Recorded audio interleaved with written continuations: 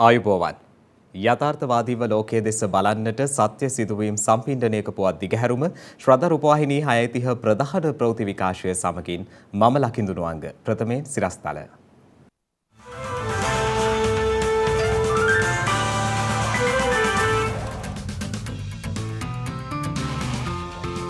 අධ්‍යතන තාරුණ්‍යයට මිහිරි අරුතක් එක් කරනු පිණිස සංවිධානය වන යොවුන් දහම් සක්මන වැඩසටහන හෙට සෞඛ්‍ය සහ විදුලි සැපයුම අත්‍යවශ්‍ය සේවා බවට පත් කරමින් ජනපතිගෙන් අතිවිශේෂ ගැසට් නිවේදනයක්. වයස අවුරුදු 12ට අඩු දරුවන්ට කොවිඩ් ප්‍රතිශක්තිකරණයෙන් අත් ලබා දීමට අදාළ නිර්දේශ එළඹෙන සතියේදී තම වැසියන්ට පැය 48ක් තුළ වහාම යුක්‍රේනයෙන් ඉවත් වන්නැයි ඇමරිකාව දැනුම් දෙයි.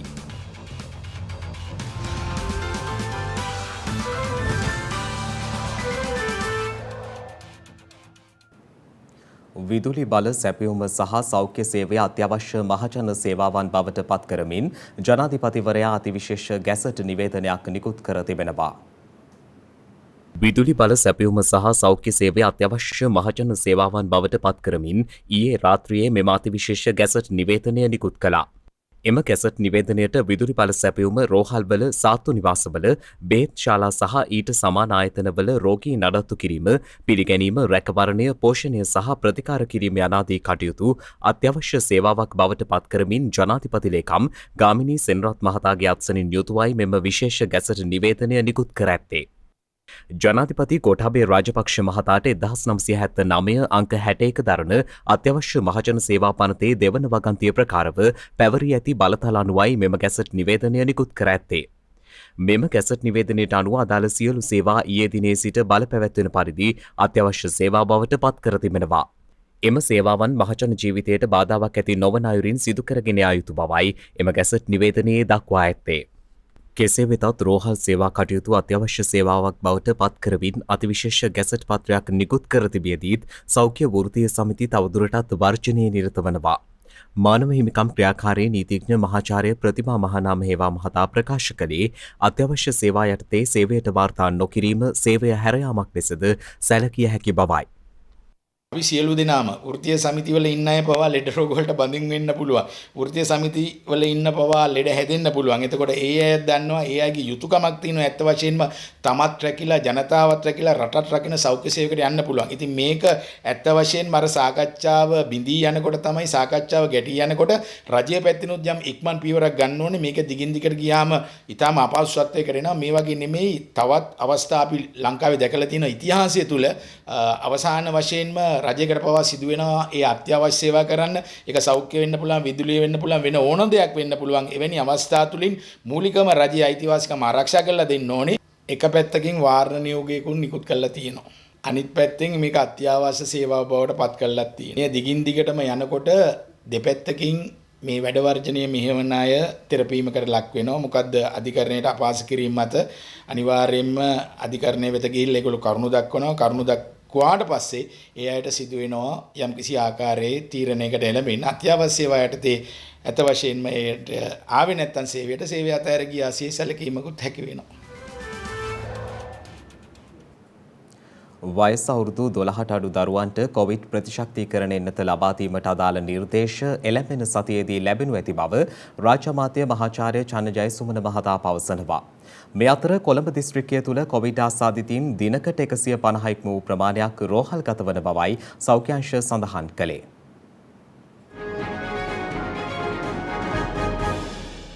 කොවිඩ් ආසාදිතයින් 1259ක් ඊයේ වාර්තා වීමත් සමග මෙරට සමස්ත කොවිඩ් ආසාදිතයින් සංඛ්‍යාව 6,25,804ක් දක්වා ඉහළ ගියා. එමෙන්ම ඊයේ වාර්තා වූ කොවිඩ් මරණ 31ත් සමග මෙරට සමස්ත කොවිඩ් මරණ සංඛ්‍යාව 15,754ක් දක්වා ඉහළ ගොස් තිබෙනවා. මේ අතර මෙරටින් දෛනික වාර්තා වන කොවිඩ් වෛරස් ආසාදිතයින්ගෙන් 150 අතර ප්‍රමාණයක් කොළඹ දිස්ත්‍රික්කයේ රෝහල් වෙත ඇතුළත් කෙරෙන බව සිදු කරන ලද පරීක්ෂණ වලින් අනාවරණය වී ඇති බවයි කොළඹ දිස්ත්‍රික් සෞඛ්‍ය සේවා අධ්‍යක්ෂ විශේෂඥ වෛද්‍ය දිලීප් ලියනගේ මහතා පවසන්නේ.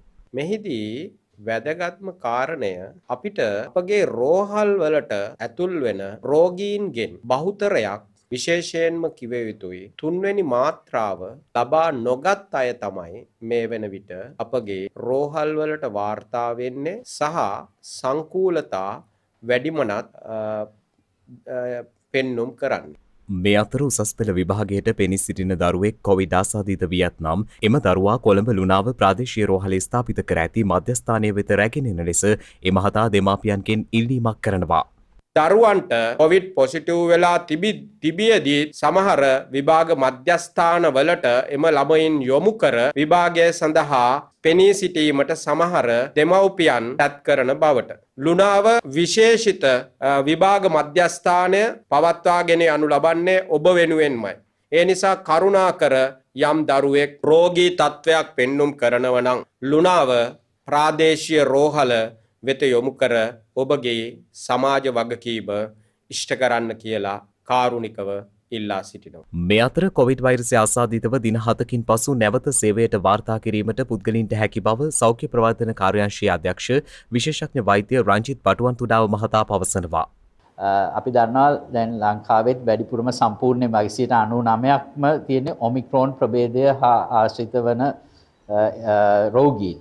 ඔමික්‍රෝන් ප්‍රභේදයෙන් රෝගය සෑදීම ඉතා ඉක්මනින් සිදු වෙලා ඉතා ඉක්මනින් ඉවර වෙනවා. දින 5ක් පසු වන විට සක්‍රියව වෛරසය පැතිරවන්නේ නැති බව දන්නවා. නිසා තමා දින 7 සීමාවෙන් පසුව නැවතත් රෝග ලක්ෂණ නොමැතිනම් සම්පූර්ණයෙන් සුවපත් වී ඇති අවස්ථාවක දින 7කින් නැවත සේවයට පැමිණිය හැකි. සේවයට පැමිණීම සඳහා අර කලින් කරා වගේ අවසානයේ කරන එක්සිට් PCR එක එක්සිට් රැට්වත් කරන්න අවශ්‍ය වන්නේ නැහැ. රෝගය තහවුරු කළ දින, ඒ කියන්නේ ප්‍රථම PCR හෝ රැට් පරීක්ෂණය පොසිටිව් වූ දිනේ සිට දින 7කට පසුව රෝග ලක්ෂණ නොමැති නම් සුව වී ඇතිනම් සේවයට වාර්තා කළ හැකියි. එමෙන්ම මේ වන විට තෙවන එන්නත් මාත්‍රාව ලබා ගැනීමට වැඩිහිටියන් වඩාත් උනන්දු වී ඇති බවද එ මහතා ප්‍රකාශ කළා. මේ වන විට වයස අවුරුදු 60ට වැඩි අයගේ බූස්ටර් මාත්‍රාව ලබා ගැනීම 60%කට ආසන්නයට ඇවිල්ලා තියෙනවා. මේක ඉතාමත්ම සුබදායී ලකුණක්. මොකද අපි නිතරම කිව්වේ වයස අවුරුදු 60ට වැඩි අයට රෝගයේ බලපෑමත් වැඩි, මරණයට පැත්වීම හැකියාවත් වැඩි. අපිට දැනට වාර්තා වෙන මරණ අතරිනුත් 70%කට ආසන්න ප්‍රමාණයක් වයස අවුරුදු 60ට වැඩි අයගෙන් තමයි වාර්තා වන්නේ.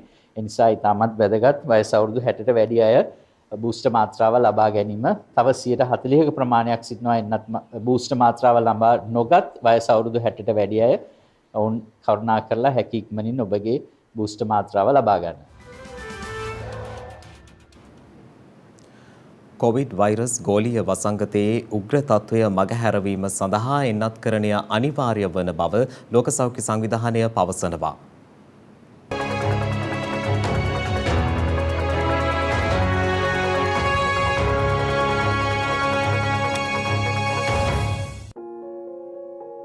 ලෝක ජනගහනයෙන් 70%ක් පමණ එන්නත්කරණය ලැබුවහොත් මේ වසරේ මැදභාගය වන විට කොවිඩ් වෛරස් ගෝලීය වසංගතයේ උග්‍ර තත්ත්වය පහව යනු ඇතැයි ලෝක සෞඛ්‍ය සංවිධානයේ ප්‍රධානී ට්‍රෙඩොස් ඇඩනම් ප්‍රකාශ කළා. ඔහු සඳහන් කළේ එය සියල්ලන් අත පවතින වගකීමක් මෙන්ම තේරීමක්ද වන බවයි.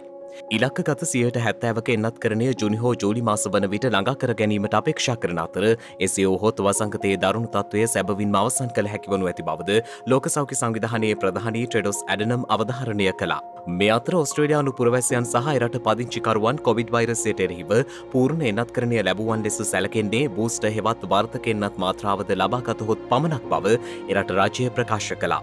ඔස්ට්‍රේලියාවේ ජාතික කැබිනට් මණ්ඩලය පසුගියදා කොවිඩ් මර්ධන සෞඛ්‍ය මාර්ගෝපදේශ යාවත්කාලීන කළ අතර ඒ අනුවයි නව නියෝගය පනවා ඇත්තේ. අදාළ නිර්දේශ ඉදිරිපත් කර තිබුණේ ඔස්ට්‍රේලියාවේ එන්නත් කරන උපදේශක කමිටුවක් මගින්. එමෙන්ම දෙවන එන්නත් මාත්‍රාව ලබා මාස 6ක් ඇතුළත බූස්ටර් එන්නත ලබා නොගතහොත් පුද්ගලයෙකු පූර්ණ එන්නත්කරණය ලබා නොමැති අයෙකු ලෙස සැලකෙන බවද අග්‍රාමාත්‍ය ස්කොට් මොරිසන් අවධාරණය කළා.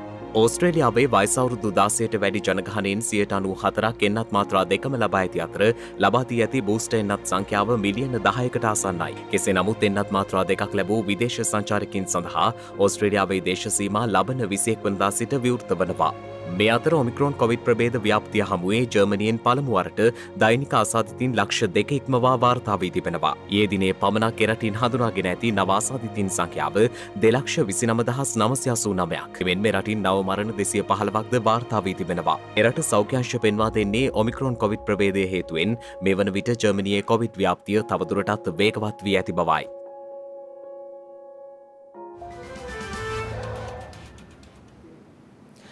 ජනාධිපති මාධ්‍යංශය නිෂ්පාදනය කරන අභියෝග මැද හැදෙන රට විශේෂාංගයෙන් අද අවධානය වාරි සෞභාග්‍ය වැඩසටහන යටතේ ක්‍රියාවට නැංවෙන තන්තිරිමලේ ජලාශය හෙවත් පහළ මල්වතුය ව්‍යාපෘතිය ගැන.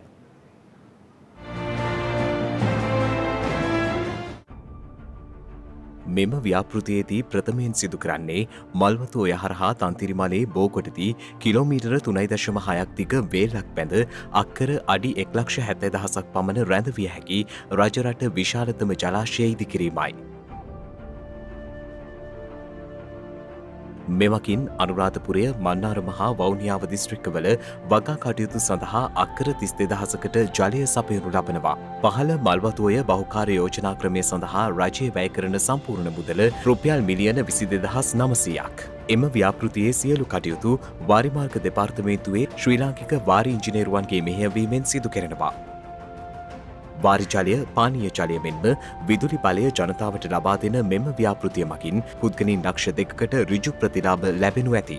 මැදවච්චිය, මහවිලච්චිය හා මධ්‍යම නුවර ගම්පලාත හා සෙට්ටිකුළම යන ප්‍රාදේශීය ලේකම් බල ප්‍රදේශවල පැතිර යන මෙම ජලාශය ඉදිකිරීම මගින් ප්‍රදේශයේ පුද්ගලයන් දසදහසකට පමණ නව රැකියා අවස්ථා උදා වන බවයි ව්‍යාපෘති අධ්‍යක්ෂ ඉංජිනේරු සනත් ගුණසේන මහතා පැවසුවේ. පහළ මල්වතුය බහුකාර්ය ව්‍යාපෘතිය 2024 දී පූර්ණ වශයෙන් අවසන් කොට ජනතා අයිතියට පත් කිරීමට වාරිමාර්ග අමාත්‍යාංශය කටයුතු කරමින් සිටිනවා.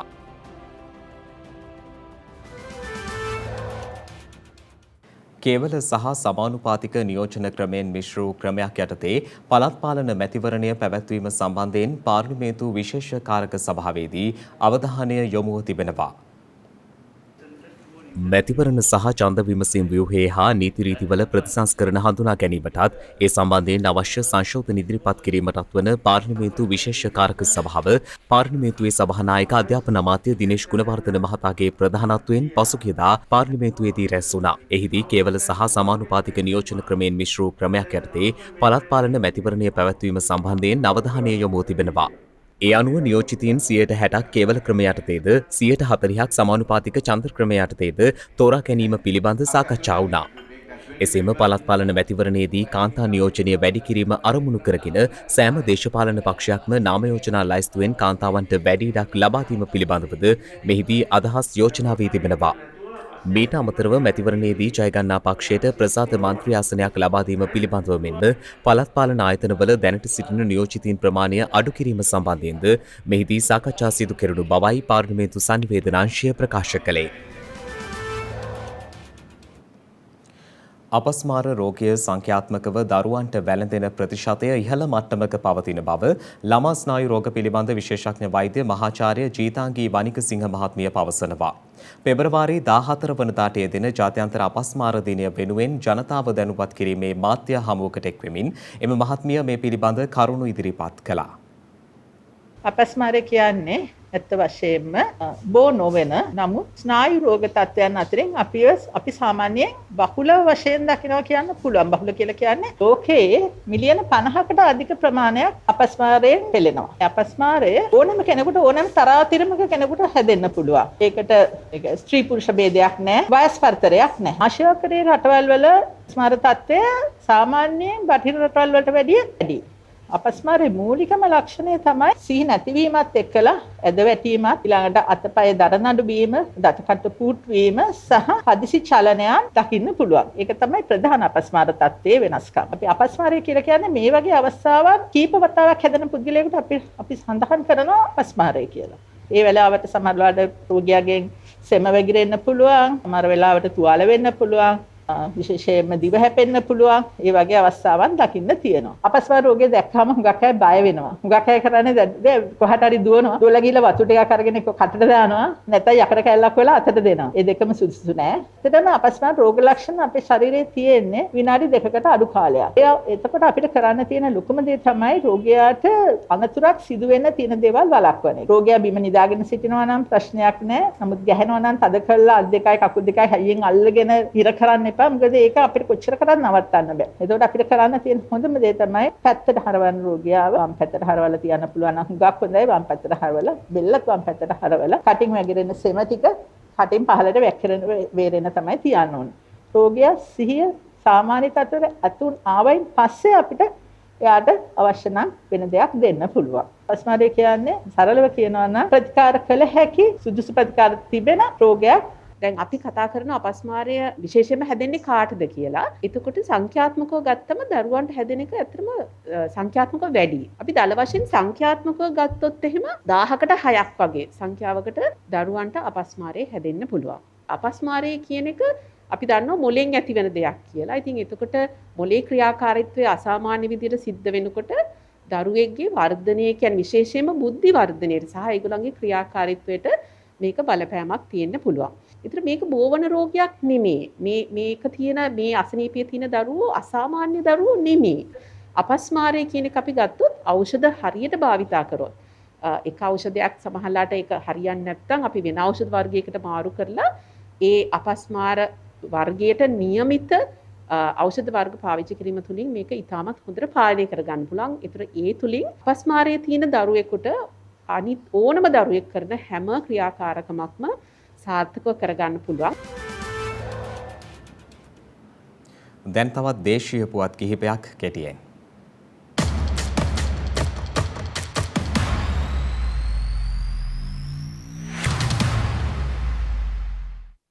කොවිඩ් වසංගතයෙන් අඩාල වූ මෙරට සංචාරක කර්මාන්තය යළි පණ ගැන්වීමේ පියවරක් ලෙස ඉන්දියානු සංචාරකයින්ට ශ්‍රී ලංකාවට පැමිණ සිය වීසා බලපත් ලබා ගැනීමේ පහසුකම ලබා දීමට රජය තීරණය කර තිබෙනවා. ඉන්දියාව මෙරට විශාලතම සංචාරක වෙළඳපොළ වන අතර පසුගිය වසරේදීද මෙරටට පැමිණි සංචාරකයින්ගෙන් 42%ක් ඉන්දියානුවන්. ශ්‍රී ලංකාවට පැමිණ වීසා බලපත් ලබා ගැනීමේ පහසුකම මීට පෙර යුරෝපීය රටවලට ලබා දී තිබූ අතර ඉන්දියාවද ඒ සඳහා එක් කළ බවයි ශ්‍රී ලංකා සංචාරක ප්‍රවර්තන ආයතනයේ සභාපති කිමාලි ප්‍රනාන්දු මහත්මිය සඳහන් කළේ.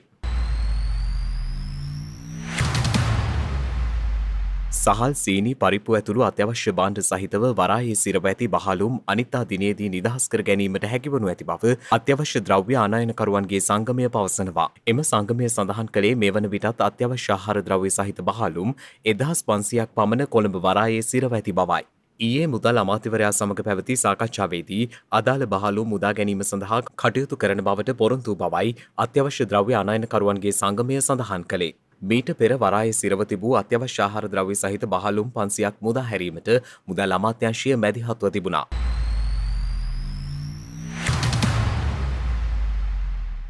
උතුරු මැද නැගෙනහිර සහ ඌව පළාත්වලත් හම්බන්තොට සහ මාතලේ දිස්ත්‍රික්කවලත් විටින් විට වැසි ඇති විය හැකි බව කාලකුණ විද්‍යා දෙපාර්තමේන්තුව දැනුම් දෙනවා. සෙසු ප්‍රදේශවල සවස් කාලයේදී හෝ රාත්‍රී කාලයේදී තැනින් තැන වැසි හෝ ගිගුරුම් සහිත වැසි ඇති විය හැකි බවයි එම දෙපාර්තමේන්තුව සඳහන් කළේ. උතුරු මැද නැගෙනහිර සහ සබරකමුව පළාත්වලත් කළුතර ගල්ල සහ මාතර දිස්ත්‍රික්කවලත් ඇතැම් ස්ථානවලට මිලිමීටර 100ක පමණ තද වැසි ඇති විය හැකියි. ගිගුරුම් සහිත වැසි සමග ඇතිවිය හැකි තාවකාලික තද සුළං වලින් සහ අකුණු මගින් සිදුවන අනතුරු අවම කර ගැනීමට අවශ්‍ය පියවර ගන්නා ලෙසයි කාලගුණ විද්‍යා දෙපාර්තමේන්තුව ජනතාවට දැනුම් දෙන්නේ.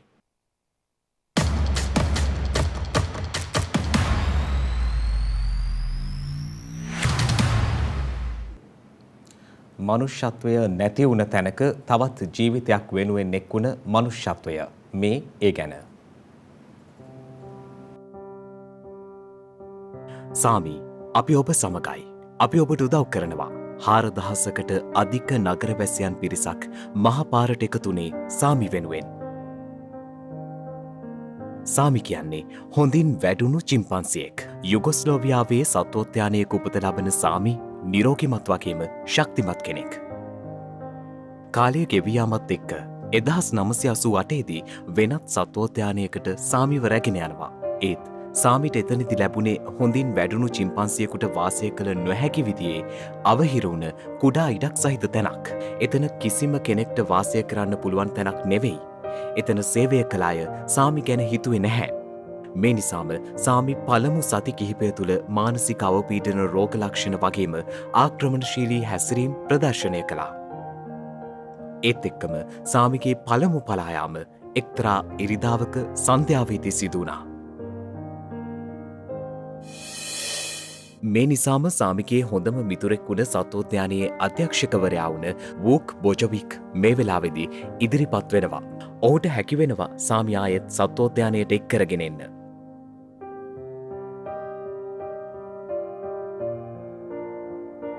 ඒත් සාමි ආයෙත් දින දෙකකට පස්සේ සත්වෝද්‍යානයෙන් පැන යනවා. පළමු වර වගේ නෙවෙයි සාමිගේ මේ දෙවන වර පලායාමේ පුවත ඉක්මනින්ම රට පුරා පැතිර ගියා. ඒ වෙලාවේදී තමයි අපි කලින් කිව්ව විදිහට 4000කට අධික පිරිසක් සාමි වෙනුවෙන් පෙනී සිටියේ.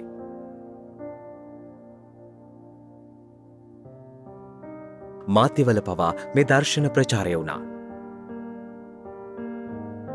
හැබැයි මේ වෙලාවේදී අධ්‍යක්ෂකවරයාට සාමිව ආයෙත් එක් කරගෙන එන්න පුළුවන් වුණේ නැහැ. අවසානයේදී බලධාරීන් සාමිව නිරුබින්දන දැමූ ඉතලයකින් වෙඩි තබා අල්ලාගෙන නැවත සත්වෝද්‍යානයට අරගෙන ගියා. සාමිගේ මේ ප්‍රතික්ෂේප කිරීම් සහ නිදහස් ක්‍රියාකලාප හැසිරීම් නිසා සාමි ඒ නගරවල ප්‍රමුඛතම වීරයෙක් වුණා. ඒ දේවල් කොහොම වුණත් සත්වෝද්‍යානයේ පූර්ණ කාලීන සිරකරුවෙකු වෙන්න සාමිට සිද්ධ වුණා. සාමි කාටත් නොකියම එක දවසක මෙලොව හැර ගිහින් තිබුණා. අදටත් සාමි වීරයෙක් සාමිගේ සුසාන භූමියේ ලෝකෙට පිළිමයක් සාමි වෙනුවෙන් නිර්මාණය වුණා.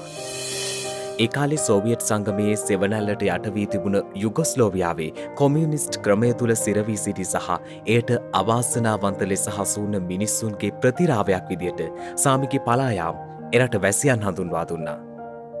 මනුෂ්‍යත්වය කොහේ හරි ඉතිරිව තිබුණ නම් සාමිගේ කතාව වෙනස් වෙන්න තිබුණා. ඒ එක් තැනක විතරයි. හැබැයි අනෙක් තැන මනුෂ්‍යත්වය සාමි වෙනුවෙන් එක් වුණා. ලෝකයේ තියෙන දරුණු වියරු තැන් බොහෝමයක මනුෂ්‍යත්වය ඉතිරි වුණා නම් ඉතිරි වුණේ සුළුවෙන්. ඉස්සරහට සාමිගේ මේ කතාව වගේ තවත් කතා නොකියන්න ලැබෙනව නම් මනුෂ්‍යත්වයේ නාමයට ඒක ලොකු ගෞරවයක් වේවි.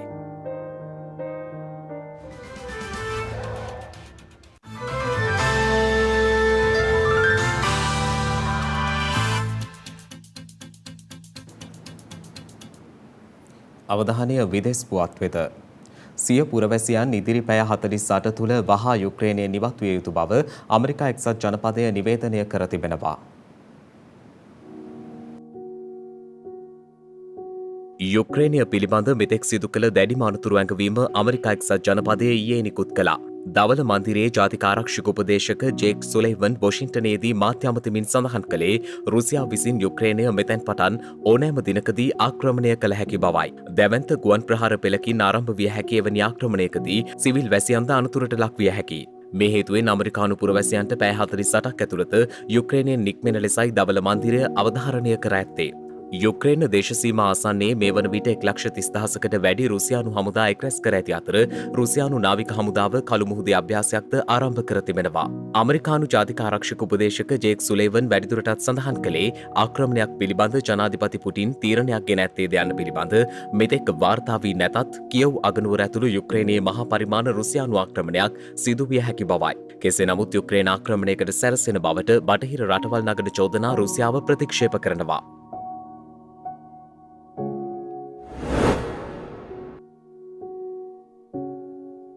මේ අතර පසුගිය ජනවාරි මාසයේදී ඇමසන් වනාන්තරයේ වාර්තාගත ලෙස වන විනාශයක් සිදු ඇති බව විදෙස් මාධ්‍ය වාර්තා කළා. එමෙන්ම රජයේ චන්ද්‍රිකා දත්තවලට අනුව පෙන්වා දී ඇත්තේ ජනවාරි මාසයේදී බ්‍රසීලියානු ඇමසන් වනාන්තරයේ කපා දැමූ ගස් සංඛ්‍යාව පසුගිය 2020 වසරේ එම මාසය සඳහා වූ වන විනාශය ඉක්මවා ගොස් ඇති බවයි. ඒ අනුව සිදු ඇති වන විනාශය වර්ග කිලෝමීටර 430ක්. පරිසරවේදීන් චෝදනා කරන්නේ බ්‍රසීල ජනාධිපති ජායිර් බොල්සොනාරෝ වන විනාශය සීක්‍රයෙන් සිදුවීමට ඉඩ සලසා දී ඇති බවයි. එමෙන්ම දේශගුණ විපර්යාසවලට මුහුණ දීමට ඇමසන් වනාන්තරය ආරක්ෂා කිරීම අත්‍යවශ්‍ය වන බවද ඔවුන් අවධාරණය කරනවා.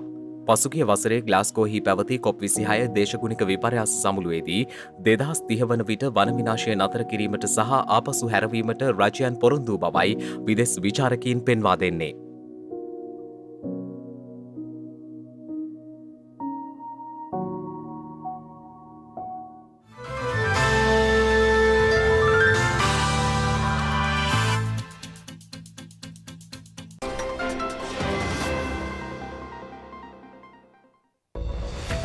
හෙට පෙබරවාරි 13 වනදා ජාතික ආගමික අධ්‍යාපනික අභිවෘද්ධිය වෙනුවෙන් මෙන්ම දේශපාලනික නිදහස වෙනුවෙන් කැපවී කටයුතු කළ මෙරට තුළ සදානුස්මරණීය වූ ශ්‍රීමත් ඩී.බී. ජයතිලක මහතා උපත ලබා ඇත්තේ 1868 පෙබරවාරි මාස 13 වන දිනයි. මහජනයා සහ මාධ්‍ය අතර වැඩි අවබෝධයක් ඇති කිරීම මෙන්ම ගුවන් විදුලියේ වැදගත්කම පිළිබඳව මහජනයා දැනුම්වත් කිරීම වෙනුවෙන් නම් කරන ලද ලෝක ගුවන් විදුලි දිනය පෙබරවාරි 13 වන දිනට එනම් හෙට දිනට යෙදී තිබෙනවා. එම දිනය 2011 දී යුනෙස්කෝවේ සමාජික රටවල් විසින් ප්‍රකාශයට පත් කරන ලද අතර 2012 දී එක්සත් ජාතීන්ගේ මහා මණ්ඩලය විසින් ජාත්‍යන්තර දිනයක් ලෙස සම්මත කර ඇත්තේ. ඉන්දියාවේ ජාත්‍යන්තර වෙළඳාමේ කේන්ද්‍රස්ථානයක් ලෙස සැලකෙන නවදිල්ලි නුවර ඉන්දියාවේ අගනුවර ලෙස නම් කර ඇත්තේ 1931 පෙබරවාරි මාස 13 වන දිනයි.